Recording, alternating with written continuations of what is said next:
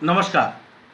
आज हम आज़ादी के उस नारे की बात करेंगे जिसने भारत में खेलों के इतिहास को परिवर्तित कर दिया। भारत में आज़ादी से पहले भारत को आज़ाद करने के तो बहुत सारे नारे लगे, लेकिन भारत में खेलों की दिशा में कौन सा ऐसा नारा लगा जिसने भारत को वास्तव में आज़ादी के बाद खेलों की दिशा में एक तरह से आज़ाद करा दिया।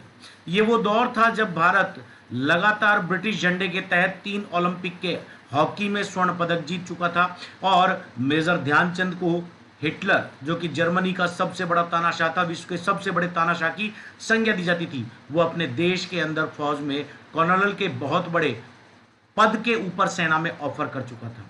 भारत सन 1835 में लॉर्ड मैकाले की उस गुलामी मानसिकता का शिकार हुआ जिसने न केवल भारत की शिक्षा को प्रभावित किया अपितु भारत की शारीरिक शिक्षा को भी लॉर्ड मैकाले ने खाने का काम किया।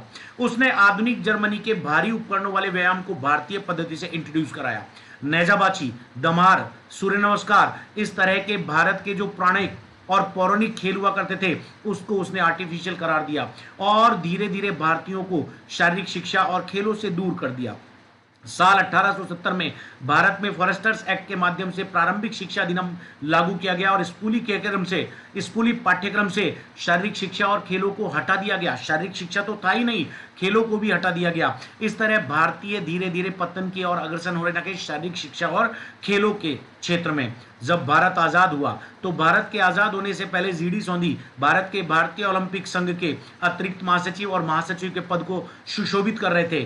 तत्कालीन प्रधानमंत्री पंडित जवाहरलाल नेहरू के प्रेरणा देने पर उन्होंने भारत में शारीरिक शिक्षा की एक नई दिशा निर्धारित करने का काम किया और सरकार को सुझाव दिए कि भारत में खेलों के उत्थान के लिए हमें बहुत सारी स्कीम्स लानी पड़ेगी, लेकिन उसके लिए हमें ऐसा कोई प्रेरणादायक माहौल तैयार करना होगा जिससे भारतीय लोगों को यह ज्ञान हो कि हमको वापस अपने प्राथमिकता वाले खेलों की तरफ लौटना है। और इसी बात से प्रभावित होकर चीनी जो इतिहासकार था माओ त्से-तुंग, जो वहां का क्रांतिकारी भी था, उसका एक ध्येय वाक्य भारतीय लोगों ने उठाया और बचपन से ही पकड़ो, लेट देम यंग, ये नारा दिया कि बचपन से ही पकड़ो, लेट देम यंग। बचपन से जब आप उन्हें पकड़ोगे तो अपने आप जवानी में आकर भारत को ओलंपिक के अंदर पदक मिला करेंगे। और इस एक नारे ने भारत के अंदर भारतीयता को और भारतीय खेलों को एक उच्च स्थान दिया। भारत में अगले 10 साल तक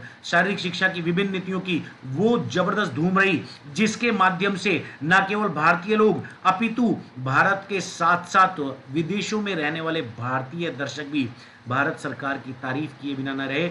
और catch them young, let them young, बचपन से ही पकड़ो, catch them young, let them young, बचपन से ही पकड़ो, इस ध्येय वाक्य को भारत सरकार ने अपनाया और इससे आज़ादी के बाद भारत ने एक नई पद्धति का भारतीय खेलों के अंदर उदय किया। बहुत बहुत धन्यवाद। नमस्कार। जय हिंद, जय भारत।